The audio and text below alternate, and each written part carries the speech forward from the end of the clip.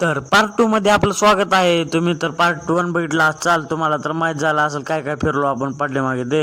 मग काय किल्ला वगैरे फिरून आपण आलो डायरेक्ट बसव कल्याणच्या स्टॅच्यू ऑफ बसवेश्वराला. बसव महाराजांचा स्टॅच्यू वगैरे बघून आपण डायरेक्ट आलो हुमनाबादला आल्यावर इथंच आपल्याला गर्दी बघायला भेटली. गर्दी वगैरे बघून आपण आलो डायरेक्ट पालखीकडे. पालखीचं लांबून दर्शन वगैरे घेतलो. मग आपण नीट निघालो मंदिराच्या दिशेने जात असताना आपल्याला असं काहीतरी कावड बघायला भेटली. कावडीचं दर्शन वगैरे झालं इथंच आपल्याला वाटत. एवढी गर्दी बघून मला असं वाटलं की मंदिरापर्यंत कधी पोहोचल आपल्याला. एवढी गर्दी बघून तर माझी तर पायाखाली जमीन घसरली होती. काय तसंच गर्दीमध्ये गेलो. आपल्याला काय करायचं म्हणलो, देवाचं दर्शन झालं एकदा बस झालं म्हणलो. मग काय पुढे आल्यानंतर असं काहीतरी लेझिम बीच दिसले आपल्याला. लेझिम आहे का काय मला काय माहित नाही.